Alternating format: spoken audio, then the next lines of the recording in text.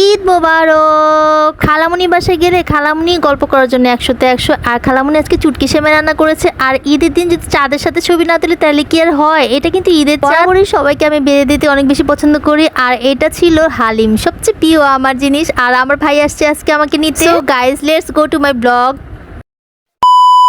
High, আসসালামু আলাইকুম everyone, কেমন আছো তোমরা সবাই? ঈদ মোবারক সবাইকে। অনেকদিন পরে ঈদের ব্লগটা তৈরি করতেছিলাম। আর এগুলো কিন্তু আমার ঈদের ড্রেস ছিল, সাথে সাথে আমি ঈদের ড্রেসটা পরে নিলাম, সাথে ওই চুড়িগুলো কিন্তু আমি আজকে পরবো। আর আমাকে এই ড্রেসটাতে কেমন লাগতেছে বলো তো? আমার বান্ধবী সবসময় বলে আমাকে নাকি এই কালারটা অনেক বেশি সুন্দর লাগে। আমার বেস্টি ও সবসময় বলে তোকে গ্রিন কালার ভালো লাগে। সো আমি আজকে গ্রিন কালার ড্রেসটাই পরেছি। তো আমার আজকে ছোট ভাই আসছে আমাকে নিতে। ও হচ্ছে আমার খালাতো ভাই, আমার ছোট্ট ভাই, মানে আমাদেরকে অনেক বেশি ভালোবাসে। সেই সকাল থেকে বিকাল পর্যন্ত বাসায় ছিলাম, ঘর থেকে বের হইনি। আর বিকালে এসে দেখে আমরা ঘুমাইছিলাম বলে ভাই কিন্তু আমাদেরকে দেখে চলে যায়নি, সে কিন্তু ওয়েট করেছে আমাদের জন্য। মাশাআল্লাহ মাশাআল্লাহ, আমার এরকম ছোট ভাইয়ের মতো ভাই যেন সবারই হয়। এই যে দেখো আমরা খালামুনিদের বাসায় চলে আসছি, আর সবাই মিলে এরকম ড্রয়িং রুমে বসে গল্প করতেছিলাম। এবারই খালামুনি বাসায় গেলে খালামুনি অনেক মজার মজার জিনিস রান্না করে, সেটা হচ্ছে পায়েস। আজকে পায়েস রান্না করেনি। আর এটা কিন্তু দেখতে পায়েসের মতো না, এটা কিন্তু পায়েস না, এটা হচ্ছে চুটকি সেমাই। আজকে খালামুনির চুটকি সেমাইটা অসাধারণ মজা ছিল। একদম মনে হচ্ছিল কি দুধ, মানে দই খাচ্ছি।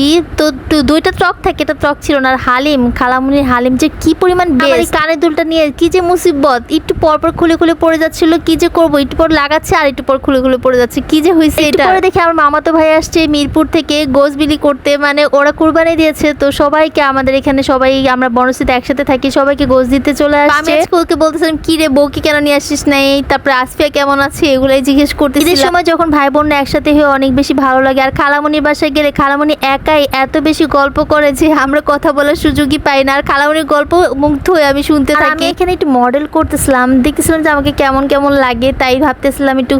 You can ask the flowers, I said flowers, telling all the bluebirds. খালামুনির বাসায় অনেক অনেক গল্প করে তারপর রাস্তা দিয়ে এইভাবে করে বাসা যাচ্ছিলাম। আর আমার বোনটা অনেক বেশি শরীর খারাপ ছিল, তো এই জন্য আমি একটু আর্লি বাসা যাচ্ছিলাম। আর এখন কিন্তু বাসা যাবো না, এখন যাবো জান্নাতের বাসায়। জান্নাতের বাসাতে চলেই আসছি, কিন্তু দেখো আন্টি এখনো গোস্তি রান্না করতে পারে নাই। আমি ভাবছি আজকে আন্টির বাসায় গরুর গোস্ত, মানে কুরবানির গোস্তের রান্না খাবো। সো হয় নাই। সো আজকে আর মন খারাপ লাগছে, আর বেশি মন খারাপ লাগতেছিল। জান্নাতে আজকে কোনো কাপড় চোপড়ই পরে নাই, একদমই নর্মাল ছিল। তো ওদেরকে দেখে ঈদ লাগতেছিল না, সকাল থেকে এরকম ঘুম ঘুম লাগতেছিল। সো আজকে সেরকম কিছু ঘোরাঘুরি করা হয়নি। তো নেক্সট দিন, মানে নেক্সট ব্লগটা কিন্তু অনেক বেশি সুন্দর হতে যাচ্ছে, সেটা কিন্তু অবশ্যই দেখবা তোমরা। বের হয়ে এরকম আকাশের সাথে, মানে চাঁদের সাথে ছবি তুলতেছিলাম, এত ভালো লাগতেছিল চাঁদটা। ঈদের দিন আমার সবচেয়ে প্রিয় কানের দুলটা দেখো, আমি কিন্তু কানে একটা কানে দুল পরে আছে, আর একটা কানে কিন্তু দুল নাই। মানে আমি ভিডিও করার সময় দুলটা একদম ফ্লোরে পড়ে ভেঙে গিয়েছে। সো আমি আর ভিডিও করতে পারি নাই, মানে এক কানে দুল পরে আমি সবগুলো ছবি তুলেছি। তো গাইস, তোমরা